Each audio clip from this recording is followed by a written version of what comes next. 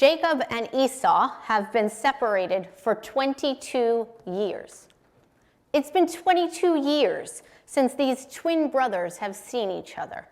22 years since Jacob outsmarted his brother into trading a bowl of hot stew for his rightful birthright.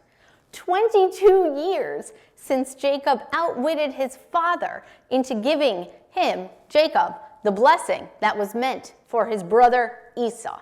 22 years of separate lives, multiple wives, amassing distinct armed forces, and today in Torah, they're about to come back together. It's time for a reunion in Torah. Interestingly, the same has been true for us this week. With the Thanksgiving holiday, I've heard all types of reunion stories from many of you over this past week. What must have it been like for you to hug your college-age children for the first time this week after many months away? I can only imagine the intensity. Or what was it like to have a Thanksgiving dinner outside with your loved ones at separate tables? Or to reunite on Zoom? A few good parts, a few sad parts, and a lot of parts awkward, maybe. Reunions are not so simple. I am an optimist, and Be'ezrat Hashem, God willing, in the not so distant future, we are going to be doing a lot of reuniting. Reuniting with spaces, with larger swaths of our communities, and with loved ones. I cannot wait to hug my own brother, speaking of siblings reunited. I cannot. So, 3 things tonight about reunions. 1, reunions are awkward. I had a big high school reunion this past week on Zoom. I didn't go. By definition, reunion carries in it some type of distance between the participants. The distance can be voluntary, and it can also denote some sort of estrangement. When Jacob re-encounters Esau after 22 years apart, Torah tells us he is, quote, terrified, anxious, and afraid. What are you doing, Torah? You don't give us one tiny detail about how, I don't know, Abraham felt when God told him to sacrifice his beloved son? Torah, you don't offer even a morsel of how Leah felt the night of her fraudulent wedding to Jacob?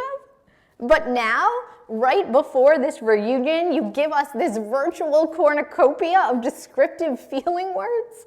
Not 1, not 2, but 3 words to describe a feeling. It's this outpouring of emotional adjectives. What is happening? I think it's to stress that reunions can be quite fraught. They are not simple. Absence does not always make the heart grow fonder, as the cliche goes. Even with us, when the separation is mainly forced rather than voluntary, I've noticed that many of these reunions have an awkwardness to them. What are the rules now? Can you touch? Can you hug? Can you elbow tap? What do you talk about when you get together with someone you haven't seen for a long time? What do you even do? So we're together, but what's permissible? What's not? It's not just snap, poof, back to normal. I can tell you that. So point 1, expect reunions with people and reunions with places to be awkward. I think about Odysseus and his 20-year journey at sea. When he comes home, this great figure, this great hero, after he returns from his decades at sea, you know the only one to recognize him? His dog. Reunions have always been awkward and uncomfortable, and they still are. Point 2, allow for change. It's been a minute since we've seen many important people in our lives, and we've all been through something. Even a semester away at college or several months secluded in your own apartment have an effect on us. When we get back together, allow for change within ourselves and with others. Before Jacob sees Esau, he wrestles with something or someone. The Torah is vague about it on purpose. It says this: "Now Jacob was left alone, and a man wrestled with him under the rise of dawn. When he saw he could not overcome him, he struck Jacob's hip socket so that it was wrenched, and he wrestled with him. Then he said, 'Let me go, dawn is breaking.' But he said, 'I will not let you go unless you bless me.' The other said to him, 'What is your name?' And he said, 'Jacob.' 'No more shall you be called Jacob, but Israel,' said the other. 'For you have struggled with God and with human beings, and you have prevailed.'" So many things in just a few lines of Torah. Who among us, as of late, has not struggled with God? Who among us, as of late, has not struggled with other human beings? Who among us, as of late, has not struggled with ourselves? It is such a strange story, but also a deeply relatable one. Only after this mysterious encounter can Jacob reunite with Esau. He emerges changed. He is no longer Jacob, but Israel, which means one who struggles. When these reunions happen, remember, you do not know what the other person has been through. You don't, because you haven't been with them.